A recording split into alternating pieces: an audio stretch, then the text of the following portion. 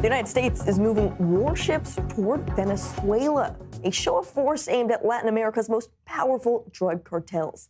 3 Navy ships, the USS San Antonio, the USS Iwo Jima, and the USS Fort Lauderdale. They're all steaming toward the southern Caribbean, carrying some 4,500 troops, including more than 2,000 Marines.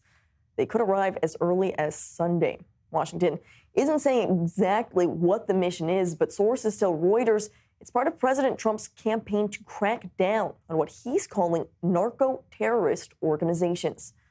Well, we're joined by Mark Schulman, author of Tel Aviv Diary and a columnist at Newsweek.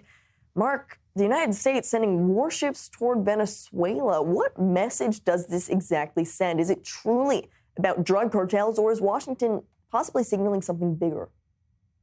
It sounds like they're saying something bigger. They don't need warships to intercept drug cartels, to be quite honest with you. Sorting out the number of warships, the number of Marines involved, we would probably use special forces in order to deal with drug cartels and not Marines, and not this sort of number of Marines.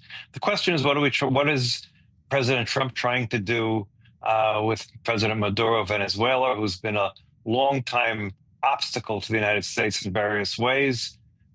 So it really is not clear. I mean, I really, to be quite honest with you, I have no great insight into what he's thinking. And this is pretty much, I mean, I'm sure someone was behind it, but this sort of almost came out of the blue to some extent. Yes, he designated these organizations, these narco-terrorism organizations, as literally narco-terrorism organizations. And yes, there's been a long-standing connection between narcotic smuggling and terrorism. I had a good friend who, probably 25 years ago when I was in graduate school, wrote a book about narco-terrorism, and she's been following this for all of these years.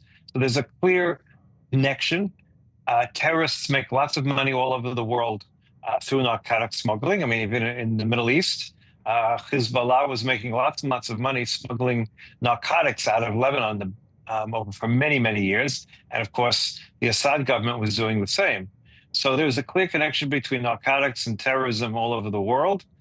Of course, this goes together to some extent with his domestic policies relating to immigrants. After all, he claimed he was sending all the narco-terrorists that are in the United States, and he basically said many of them came from Venezuela. So here he's trying to tie this all together and say, hey, look, here are all the narco-terrorism rings. Here, they're starting from here. They go into the United States. We're fighting them in the United States, and we're fighting them back in Venezuela. So I would gather from, that's the sort of PR line he's going to go with.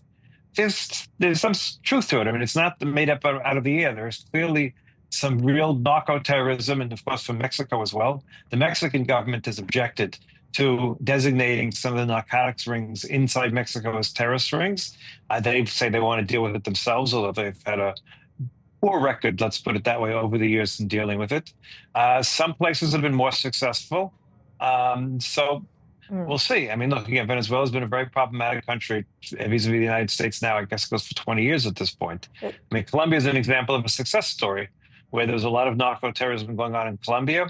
The United States was able to work together with the government to bring about a level of peace between the separatist terrorists in Colombia, and also bring down the drug trade tremendously. So now the question, what can be done in terms of Venezuela, in terms of Mexico?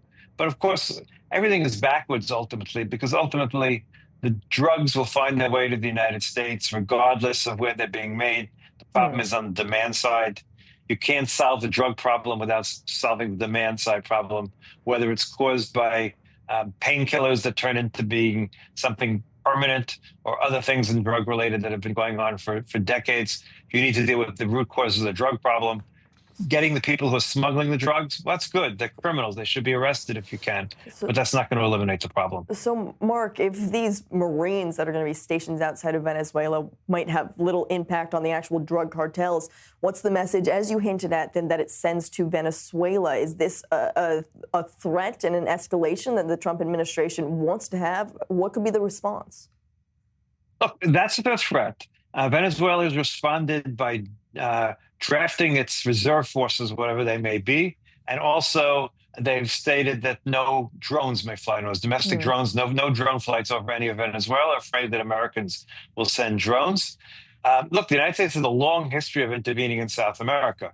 It goes back to the turn of the century, Nicaragua and all sorts of other places. Probably 15 to 20 times in the early part of the 20th century, the United States intervened. More recently, the United States intervened in Panama uh, during the Bush administration. So there's a history of it, but not all that much more recently. Thankfully, I think President Trump has turned away from his idea of seizing the Panama Canal. At least we haven't heard about that recently. But look, he's showing some muscle. He likes showing muscle. We'll see what happens. Again, look, the leader of Venezuela is not a good person. I have to say that easily. There was an election. He lost the election, but somehow magically he won the election. And so he's not a positive force to South America. The one thing I want to say, and I think this is important to realize, 40 years ago, 50 years ago, there were no democracies in South and Central America. Today, Venezuela, maybe one other country, Cuba, obviously, are the only 2 or 3 countries in South and Central America that are not democracies. So whatever the difficulties are, however the challenges are, real change has occurred over the last 50 years in South and Central America, and it's a change for the good. All right, Mark Schulman, great to have you with us and hear what exactly this signal could mean coming from the Trump administration. Thank you. My pleasure. Well, now to some